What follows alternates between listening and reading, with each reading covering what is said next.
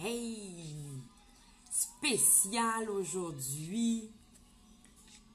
Kerma 10 minutes un vendredi.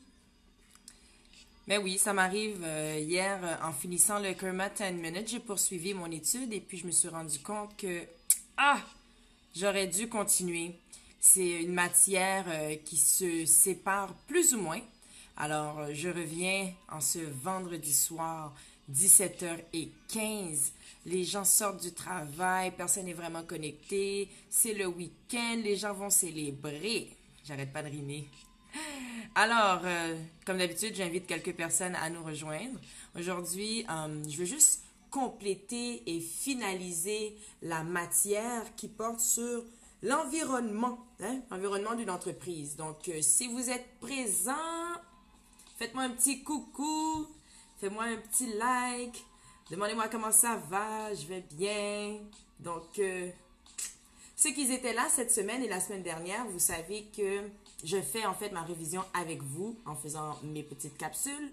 J'ai mon cours de management que je prends au HEC et l'examen final, c'est la semaine prochaine.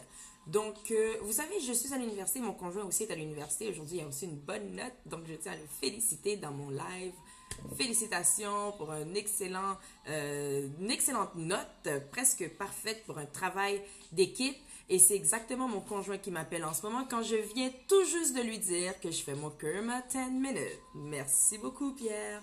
Donc, si vous étiez là la semaine dernière et la semaine d'avant, je fais ma révision, comme je vous disais. On a parlé de plein de choses, que ce soit les périodes de temps dans lesquelles le management s'est vraiment organisé. On se rappelle que le management, c'est des solutions qui ont été réfléchies et conçues à travers des années, à travers des temps, des espaces de temps, pour venir en aide et pour régler des défis dans des contextes socio-économiques. Donc, on a vu la période de la fondation, de l'expansion du management, de la reformulation et la fondation. On a vu aussi que c'était entre la révolution industrielle et la société contemporaine dans laquelle nous sommes aujourd'hui. Par la suite, on a parlé des 3 logiques d'action qui sont nées à travers ces courants et ces espaces de temps. On a parlé de la logique d'action qui était traditionnelle, donc le métier, l'artisan, celui qui a toujours fait comme ça. On a parlé de la logique d'action qui était formelle, le spécialiste, le professionnel, celui pour qui la technique est très importante, les buts, les objectifs sont très importants. Et on a aussi parlé de la 3e logique d'action qui est le charismatique, donc celui qui a beaucoup de charisme, celui qui est un leader en soi, qui est passionné, quelqu'un qui est l'artiste de la gestion, disons. Il fait un peu plus à sa manière. Donc, hier ou avant-hier, on a commencé à parler de l'environnement, de l'environnement d'une entreprise, l'environnement d'une organisation. Ce qui est très important, on a besoin de comprendre l'environnement d'une organisation afin de poser les bonnes actions pour toujours augmenter la compétitivité, toujours augmenter les revenus, quoi. Alors, on a parlé que dans l'environnement global, on a des normes sociales et les normes sociales sont pour éviter des pratiques qui sont inacceptables, genre des salaires trop bas, polluer l'environnement gratuitement. Et puis, on a parlé aussi de harcèlement. Donc, on fait un peu idée, on se met en idée qu'il y a plusieurs façons de mettre des barrières sur ces pratiques inacceptables. Dans un premier temps, on a des facteurs de base qui sont des normes légales au travail. Et quand on parle de normes légales au travail, on pense à la CNESST, anciennement appelée la CSST, qui est un organisme qui est mis en place pour la protection des employés.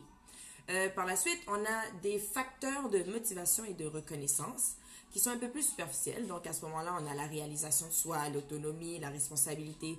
C'est ce que le travail devrait nous procurer. Donc, pour que ça nous procure ça, on a 3 petites choses à essayer de respecter le plus que possible en tant que gestionnaire. C'est d'avoir un travail motivant. Parce qu'on s'est rendu compte que c'est pas juste une histoire de survie, rentrer au travail, exécuter un travail, puis après ça, bye bye.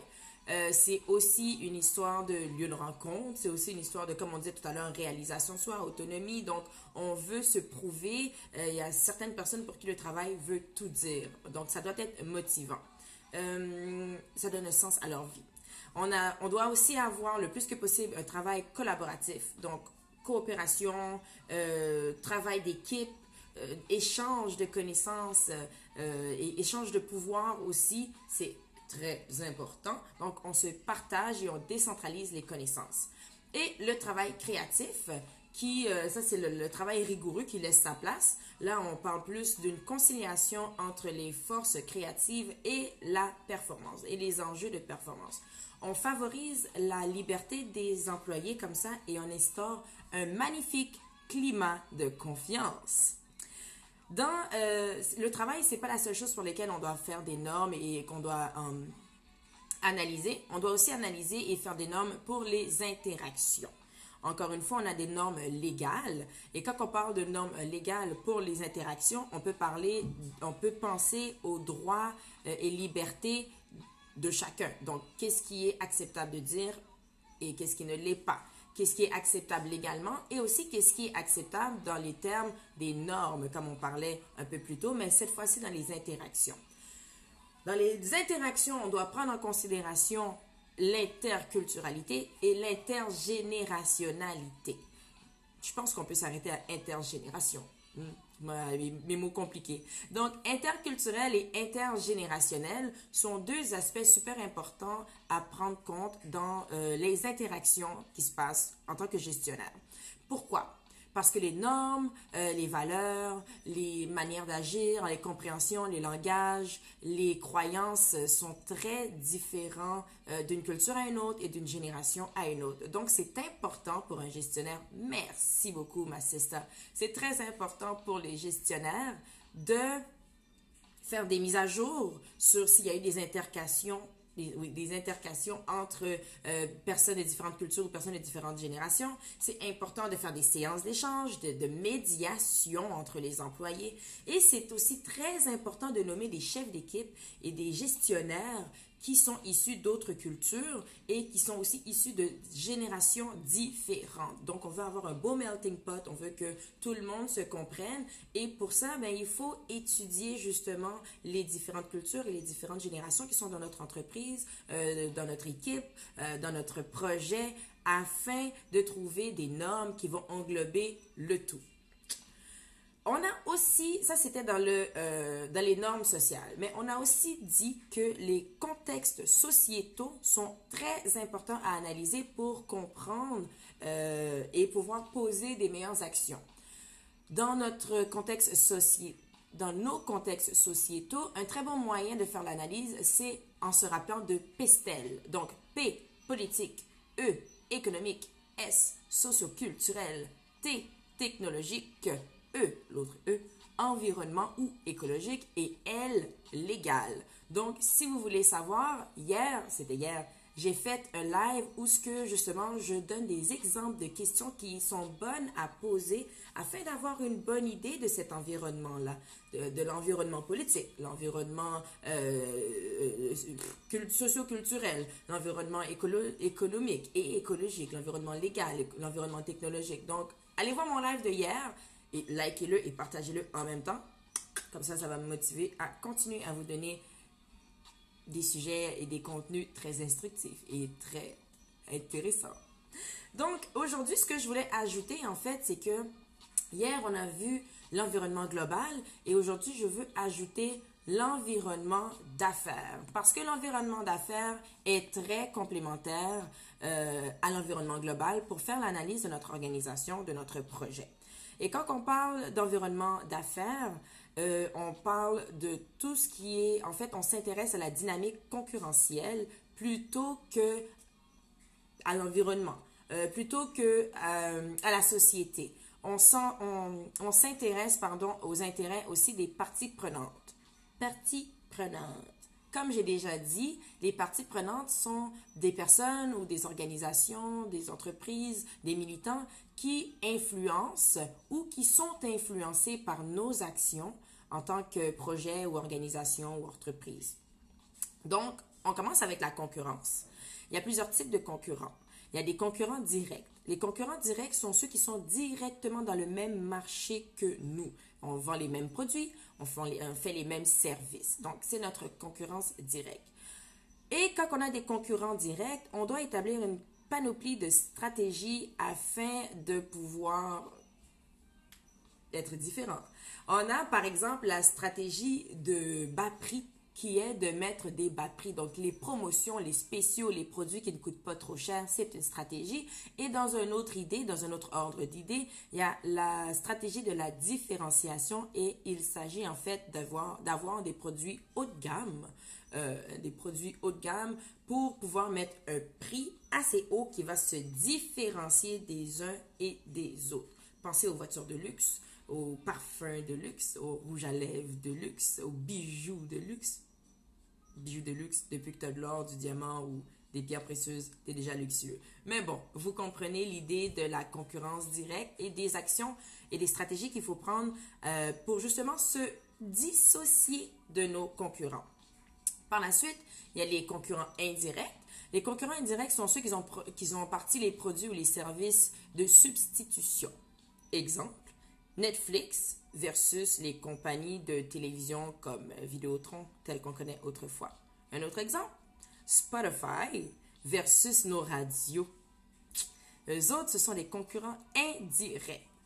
Par la suite, il y a des concurrents potentiels. Alors, comme ça le dit, concurrents potentiels, ils ne sont pas encore concurrents, mais ils font leur entrée. S'ils font leur entrée en marché, vous êtes dans la chenoute parce qu'ils vont devenir des concurrents directs. Et les concurrents potentiels, en fait, le meilleur, c'est qu'ils sont innovants et créatifs. Donc, vous vous souvenez, on a parlé du travail créatif.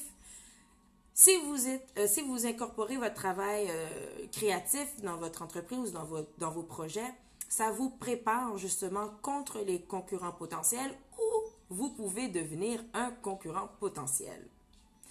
Le travail motivant, le travail de collaboration et le travail de créativité, donc le travail créatif, prend tout son sens lorsqu'on parle de concurrents potentiels.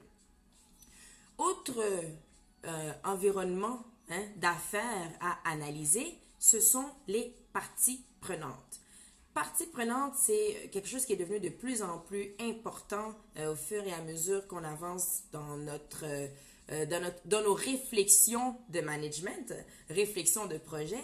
Et par partie prenante, comme je vous ai dit tout à l'heure, des organisations, des organismes, des entreprises ou des personnes qui sont influencées ou qui influencent vos actions par rapport à notre compétitivité et nos rendements. Et toute cette influence-là se fait par des jeux de pression ou des jeux de négociation.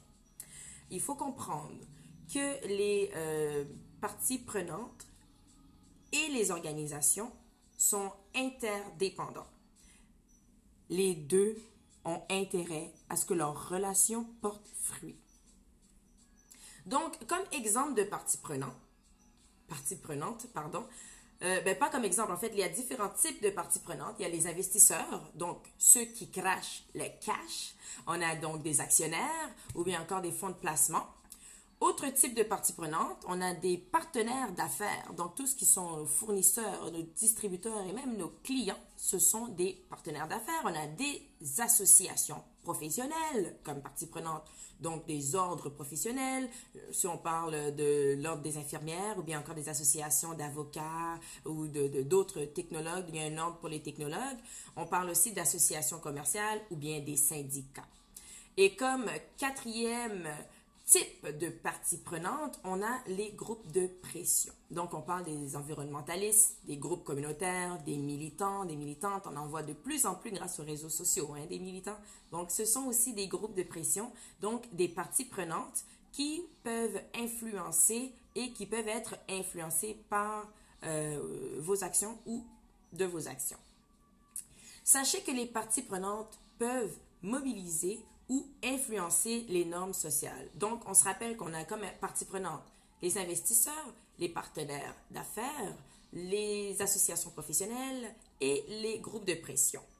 Et donc, ils peuvent avoir une influence ou mobiliser, exemple, de manière, les normes sociales, comme on disait tout à l'heure, les contraintes formelles, donc vos contrats, vos manières de rédiger vos règlements peuvent être mobilisés ou influencés par les parties prenantes. Vous pouvez avoir recours à des médias pour faire de la promotion ou pour vous défendre. Vous pouvez accéder, en tant que partie prenante, accéder à l'organisation de manière directe, donc participer à des réunions, à des conseils. Nous-mêmes, Expopreneurs MTL, avons un commanditaire qui parfois se réunit avec nous, soit pour mobiliser ou bien pour influencer ou pour simplement savoir où a été son argent. Shout out pendant que j'y suis à notre voyons, qu'est-ce que je viens de dire tout à l'heure?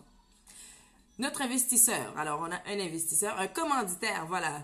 Je veux remercier notre commanditaire, Bobby et BAO, qui grâce à eux, ben, on arrive aujourd'hui à être une belle organisation, Expopreneur MTL, qui supporte l'entrepreneuriat local, ethno-diversifié et l'entrepreneuriat féminin. Alors, merci beaucoup, Bobby, Zéphrin et BAO. Je continue. Autre manière que les parties prenantes ont de mobiliser ou d'influencer nos actions, c'est avec un contrôle direct des ressources. Ils peuvent limiter les ressources, soit de l'argent, ou même encore donner des bénévoles ou offrir d'autres cadeaux, ou bien faciliter les ressources. Ça dépend de votre relation avec la partie prenante. En conclusion, le gestionnaire doit tenir compte des environnements globaux et des environnements d'affaires pour pouvoir prendre des meilleures décisions. Quand on parle de décisions et d'environnement, on se rappelle qu'on parle des normes sociales, des contextes sociétaux, des parties prenantes et des concurrents. Donc, ces 4 aspects-là sont à prendre en considération pour augmenter notre compétitivité, toujours rester à l'affût, être innovant et créatif, offrir un travail motivant.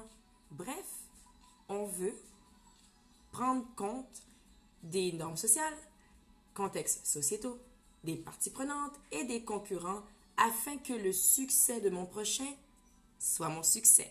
Alors, je vous quitte, je m'en vais étudier et puis, donc, je vous vois mardi. On va passer au chapitre 4. Peut-être pas, mais on va passer à d'autres matières. Je voulais juste terminer celle-là. C'était vraiment important pour moi de la terminer avant de passer à autre chose. Sur ce, passez un excellent week-end. Je sais que je vous en ai souhaité un hier, mais je vous le re-souhaite aujourd'hui. Passez un excellent week-end. Et pour ceux qui viennent de se joindre à moi, partagez. Le live va être disponible dans quelques secondes. Je vous encourage à le regarder. Ciao!